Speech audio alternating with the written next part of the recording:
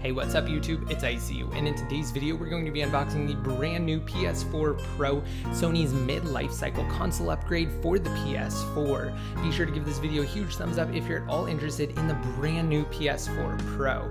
Now in this video again we're going to be unboxing it, taking a quick look at the box first, which by the way is absolutely massive. By comparison, here is the brand new MacBook Pro box. As you can see, it is much bigger, not only in footprint but also in height. You guys can't see it from this angle, but it's about 3 of these guys thick. It's absolutely insane. So this is a big box to say the least. Now starting off with the front, it simply says Sony PS4 Pro, and it actually has a side profile picture of the console with the new controller. And of course up at the top it confirms this is the jet black version, 1 terabyte of storage.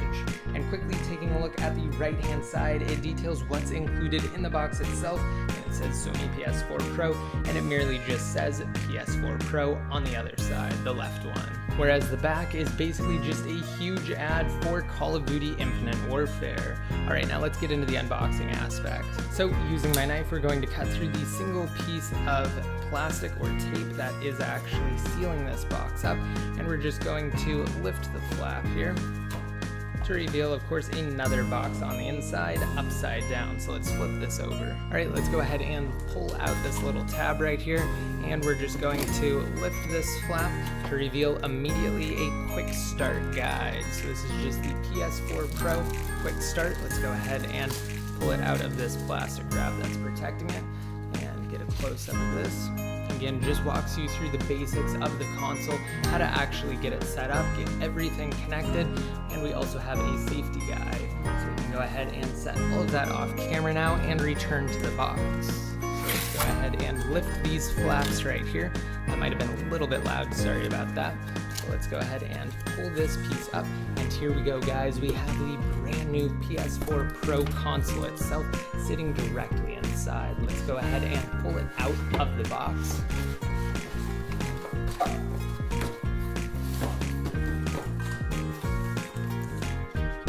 We're going to take the 2 pieces of cardboard that are securing it off of either side, and here we go. This is the PS4 Pro.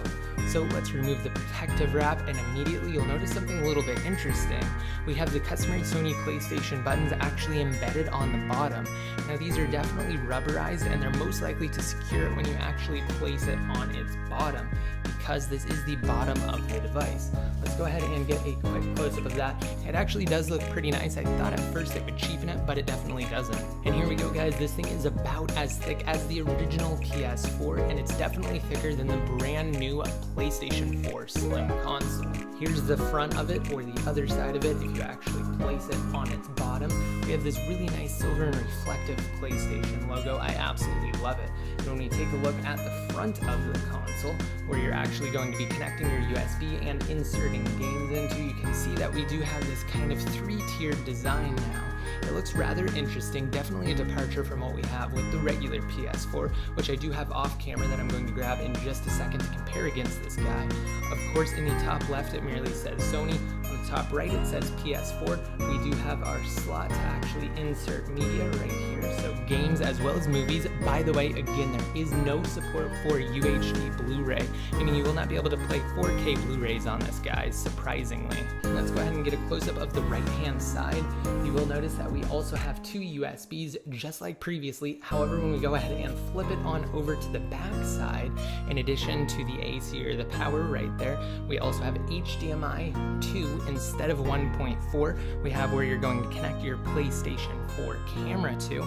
We have optical audio out, USB 3 on the back, guys. That's right, we do have another USB port on the PlayStation 4 finally.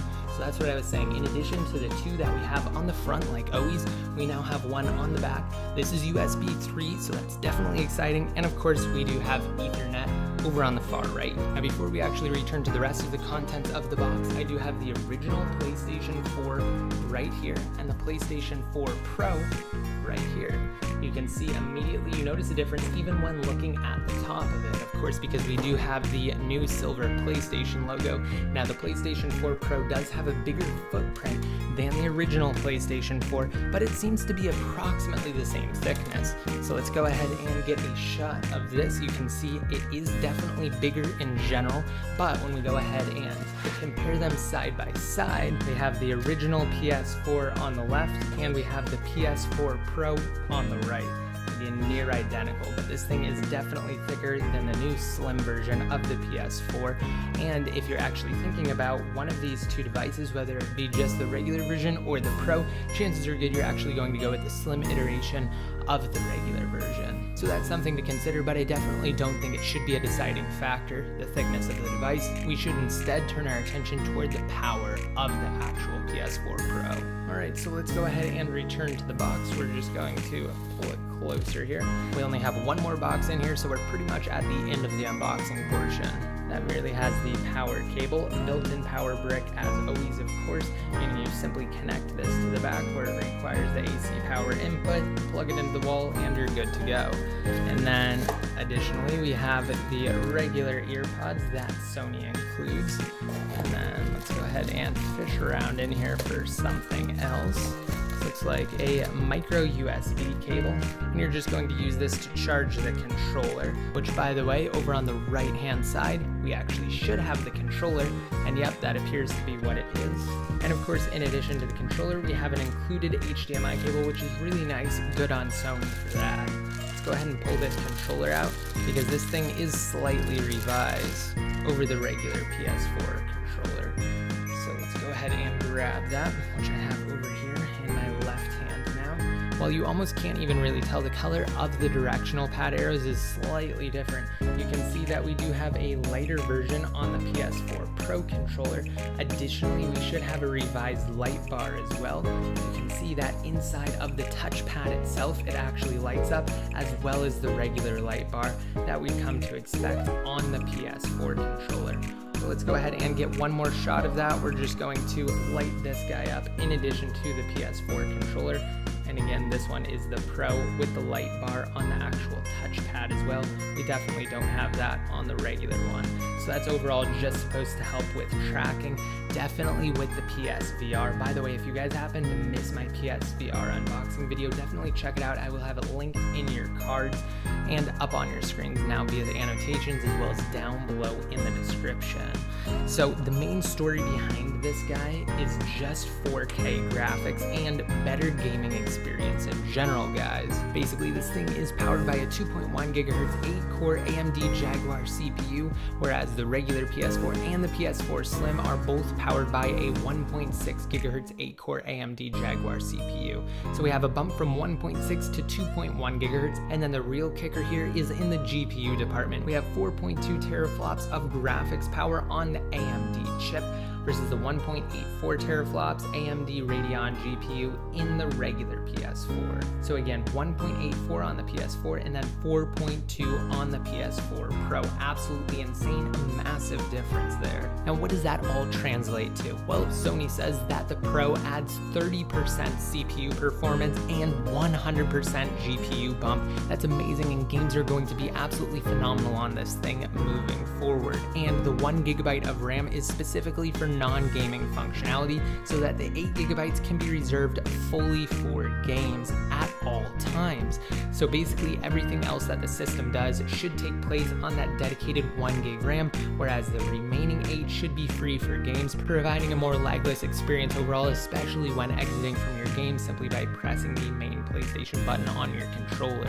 So what does this mean today? Well, unless you have a 4K TV, chances are good you won't really even notice much of a difference at all. In fact, none of the games that are available today and compatible and upgraded for the PS4 Pro take advantage and run in full 4K native resolution. However, moving forward into the future, this thing will take advantage of those games. So it's kind of future-proofing and paving the way to 4K gaming. which should be phenomenal. However, even regular games should experience a boost over this. In fact, ones that developers don't even necessarily upgrade, because guess what? Uncharted 4 actually features a resolution bump from 900p on the PS4 to 1080p on the PS4 Pro. That's a pretty good difference. Also, there should be frame rate bumps as well for a vast number of games, just beyond what developers actually upgrade to specifically take advantage of the capabilities of the PS4 Pro. And overall, the setup process is exactly the same as what we have for its predecessor. In fact, once you actually get in and once you are fully set up, it looks basically identical. You won't even really notice a difference until you actually start to use this thing and you're switching between games in the main menu, and again, you're starting to use those games that are upgraded to take advantage of the PS4 Pro, and even those that aren't, you may slightly notice some improvements, specifically if you do have a 4K TV, because this thing will also upscale to 4K, and overall it does just look slightly better. But at the end of the day, there isn't much of a difference currently between this one and the iteration of the console that doesn't feature the Pro moniker. So if you're trying to decide between the two, if you want to future-proof and you do have a 4K TV, definitely go with the Pro. If you're not too concerned about 4K content and you don't really care about the added graphics bump that you will inevitably get, then you can go with the cheaper, slim model. So that basically wraps up everything I want to talk about in today's video regarding the PS4 Pro. Let me know what you think down below in the comments section. If you want to be updated more often, such as when I release new videos covering various things ranging from game consoles to, of course, iOS updates and jailbreak information, just be sure to click the subscribe button below next to my channel name if you have yet to. Like me on Facebook and follow me on Twitter for even more frequent updates. And until next time, this is ICU, signing out.